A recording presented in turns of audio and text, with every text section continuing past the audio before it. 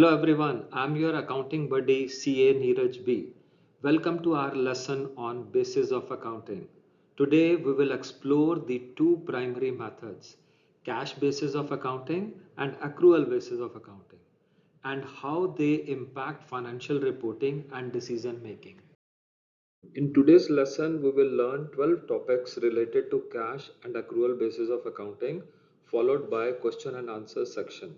Sit back, relax, and watch the complete video. By now, we have understood that the main objective of accounting is to determine profit earned or loss incurred by a business for each accounting period.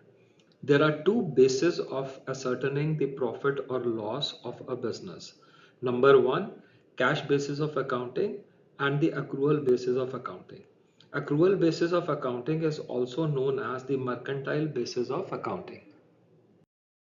Accrual basis of accounting is more popular and widely used. However, cash basis of accounting is also used in a restricted way for small businesses or for businesses where the majority of the transactions or the dealings are in cash. The cash basis of accounting is a very simple method of accounting where the business transactions are recorded only when the cash changes hands, whether paid or received. This means that the revenue is recognized when the payment is received and the expenses are recorded when the payment is made. Therefore, under the cash basis of accounting, the difference between the total cash received and the total expenses paid represents the profit or the loss of the business for an accounting period. Therefore, when the cash basis of accounting is followed, outstanding expenses or the prepaid expenses are not recognized, and similarly the income received in advance or accrued income is also not considered. Let us quickly recap the meaning of the terms outstanding expenses, prepaid expenses, and accrued income one by one. First, outstanding expenses. These are those expenses related to the business which are incurred but are not paid till the end of the accounting period. For example, electricity bill for INR 500 for the month of March 24 paid on 10th April 24 means INR 500 electricity bill will be an outstanding expense for the period March 24. Next term is prepaid expenses. It means expenses which are paid in advance for the future accounting periods. For example, the rent for 3 months from January to March 24 amounting to INR 30,000 paid on 31st December 23. In this example, INR 30,000 will be a prepaid expense as at the end of December 23. Next term is accrued income. It means the income earned during the accounting period but not received during the accounting period. For example, the interest income on bank fixed deposits is generally accounted as accrued income. This was the quick recap of these three accounting terms. Now let us understand cash basis of accounting with few examples. Let us learn how the revenue is recognized and recorded under cash basis of accounting with a simple business scenario displayed on your screens. Mr. X runs a freelance graphic design business. He completed a project for a client on September 30th, but he only received the payment of $1,000 on October 10th. Now on September 30th, that is the date on which the services were rendered by Mr. X to his client, no transaction will be recorded as the payment has not yet been received by Mr. X. While on 10th of October, that is the date on which the client has actually paid to Mr. X for the services he received on 30th of September, the revenue will be recorded as the cash has been received on 10th of October. Therefore, conclusion is under cash basis of accounting, revenue is recorded in the period or on the date in which the consideration or the cash is actually received and not when the revenue is earned. Now let us learn how the expenses are recorded under the cash basis of accounting with the example displayed on your screens. Mr. Y purchased office supplies costing $200 on September 15th, while Mr. Y actually paid for the supplies on 5th of October. Now on 15th of September, that is the actual date of purchase, no transaction will be recorded as cash has still not been paid. While on 5th of October, when the payment is actually made by Mr. Y, the transaction will be recorded. Therefore, under cash basis of accounting, expenses are recorded when they are actually paid. Let us now learn what happens in case the expenses are paid in advance. Now, if Mr. Y has paid $5,000 on 1st of June as office rent for the month of June and July, then on 1st of June, that is on the date of payment, the entire amount of $5,000 will be charged or recorded as office rent because the cash has been paid on 1st of June. While in the month of July, no entry for office expenses will be recorded as no money has been paid in July. Therefore, we can conclude that under cash basis of accounting, the expenses are booked the moment the cash outflow happens from the business. Let us now learn how the accounts receivables and accounts payable are treated under cash basis of accounting. In cash basis of accounting, accounts receivables and accounts payable are not considered and recorded. The focus is only on actual cash transactions. Let us take an example of accounts receivable.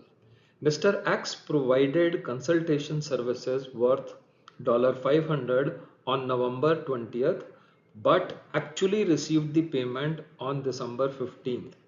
He will record the revenue on December 15th when he actually received the cash. Let us now take an example of accounts payable.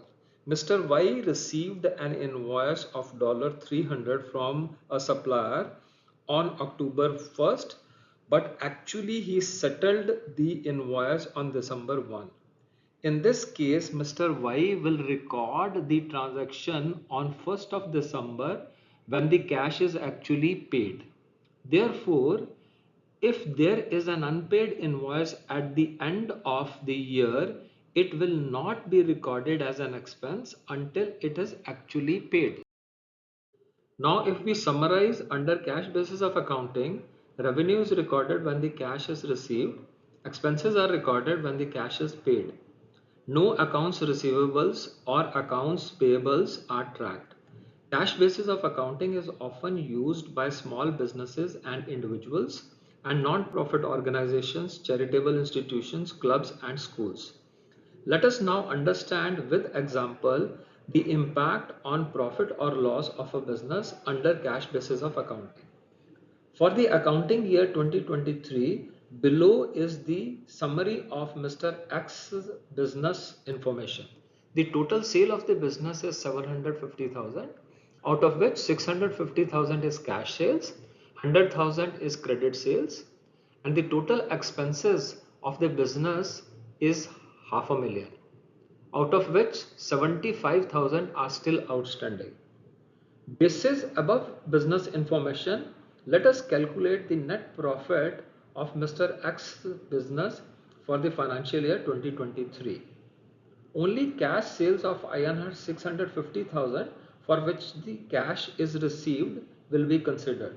Therefore, credit sales of INR 100,000 will not be considered under cash basis of accounting. Now for expenses, only expenses which are paid will be considered. Therefore, out of total expenses of half a million, only INR 425,000 which is paid will be considered. Therefore, when from the total revenue of INR 650,000, total paid expenses of INR 425,000 is deducted, we will get a net profit of 225,000 under cash basis of accounting. Credit sales of 100,000 and the outstanding expenses of 75,000 will not be considered for calculating the profit under the cash basis of accounting.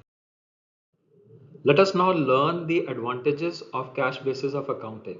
Advantage number one, it is very simple to understand and easy to implement.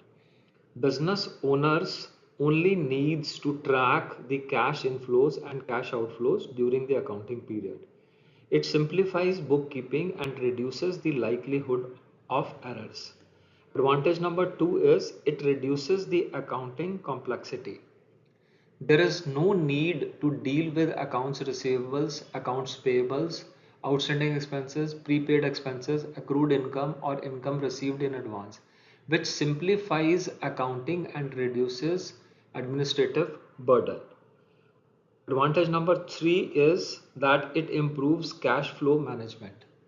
Since transactions are recorded when the cash is received or paid, it provides a clear picture of actual cash position of the business on daily basis. Advantage number four is it is super easy to implement. It requires less sophisticated accounting softwares and can be managed with basic tools. This makes it accessible to small businesses and startups with limited resources. Advantage number five, it ensures real-time financial insight. It offers a clear, up-to-date view of cash in hand, which can be valuable for making quick financial decisions. Let us now understand the disadvantages of cash basis of accounting. Disadvantage number one, misrepresentation of financial position.